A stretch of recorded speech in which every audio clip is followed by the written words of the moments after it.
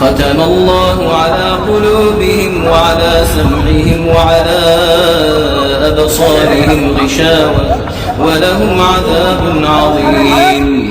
ومن الناس من يقول آمنا بالله وباليوم الآخر وما هم بمؤمنين يخادعون الله والذين آمنوا وما يخدعون إلا أنفسهم وما يشعرون.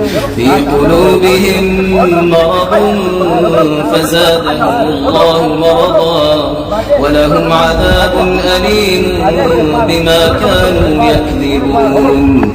وإذا قيل لهم لا تفسدوا في الأرض قالوا إنما نحن مصلحون ألا إنهم هم المفسدون.